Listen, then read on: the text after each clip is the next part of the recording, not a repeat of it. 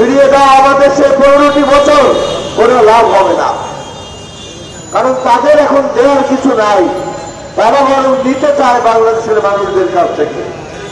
কিন্তু দেওয়ার যাদের আছে, যারা সব শ্রেণীর পেশার মানুষের সমর্থন নিয়ে আজকে দেশ পরিচালনা করছেন, তারা একটা জায়গায় গিয়ে সবচেয়ে বড় হোঁচট খেয়েছেন।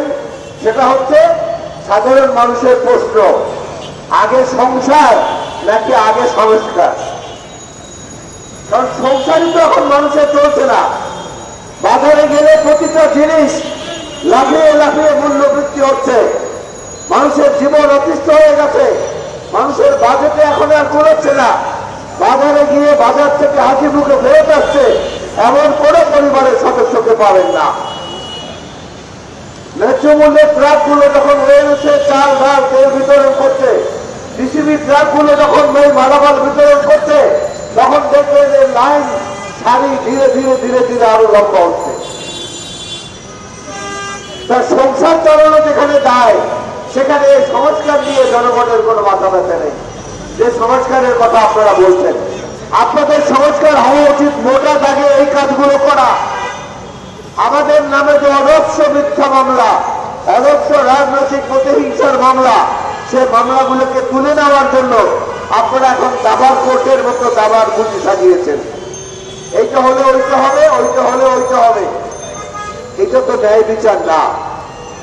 ন্যায় বিচার হচ্ছে জাস্টিস, সেইটা হলো ন্যায় বিচার। আর অ্যাডজুডিকেশন সেটা হলো একতরফা বিচার।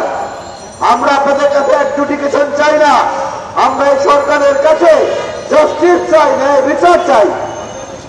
এবং খালেদা জিয়া এবং তারেক রহমান সহ অসংখ্য নেতা কর্মীর নামে যে মামলা, অদর্শ অদর্শ অবহিত মামলা, সেই মামলাগুলো কেন এখনো তুলে নেওয়া হচ্ছে না?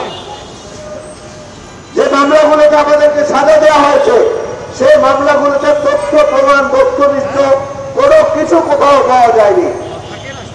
যার সবচেয়ে বড় প্রমাণ দেশনেত্রী বেগম খালেদা জিয়া নিজে, যার সবচেয়ে বড় প্রমাণ আমাদের প্রিয় নেতা জনাব তারেক রহমান নিজে। বেগম খালেদা জিয়াকে 2 কোটি টাকা এক অ্যাকাউন্ট থেকে আরেক অ্যাকাউন্টে নিয়েছেন। এই অপরাধের কারণে তাকে 5 বছর সাজা দিল যে জাজ, সে জাজকে 1 সপ্তাহের মাথায় প্রমোশন দিয়ে হাইকোর্টের বিচারপতি করা হয়েছে। কারণ তিনি বেগম জিয়াকে অন্যায়ভাবে সাজা দিয়েছেন, আওয়ামী লীগ খুশি হয়েছে। এই বিচার ব্যবস্থার মধ্যে লুৎফুজ্জামান বাবর, আব্দুল সালাম পিন্টু, জাকির খান, এদের কি আশা আছে, কি প্রাপ্য এর আশা আছে, কি করা উচিত তাদের ব্যাপারে? যারা তারেক রহমানের পক্ষে তাকে বেকসুর খালাস দিয়ে যে বিচারক রায় দিয়েছিলেন, সেই বিচারককে তার গোটা পরিবার সহ দেশ ছাড়া করা হয়েছে। আজ পর্যন্ত দেশে ফিরে আসার পরিবেশ তিনি তৈরি করতে পারেননি। আবার তারেক রহমানকে যারা সাজা দিয়েছেন, সেই সমস্ত বিচারকদেরকে বিভিন্ন জায়গায় প্রাইজ পোস্টিং দেওয়া হয়েছে, পুরস্কার দেওয়া হয়েছে। আপনি যারা আসিফ নজরুল নিজেকে যত ছোট কিংবা যত বড় মনে করেন, আপনার কাছে আমাদের প্রত্যাশা অনেক বেশি, অন্যদের মতো নয়।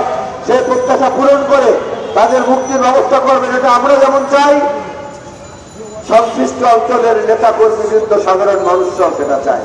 কারণ এই দেশের মানুষ, এই দেশের তরুণ যুবকরা, তারা কিন্তু দেখিয়েছে বেশি দিন আগের কথা নয়, তারা রাস্তায়, রাজপথে, গণভবনের সামনে, বঙ্গভবনের সামনে বিভিন্ন জায়গায় গিয়ে তারা প্রমাণ করেছেন, যারা মরতে জানে তাদেরকে মারা যায় না। তারা মরতে শিখেছিল বলেই তাদেরকে মারা যায় নাই। বাংলাদেশের মানুষকে মারা যায় নাই।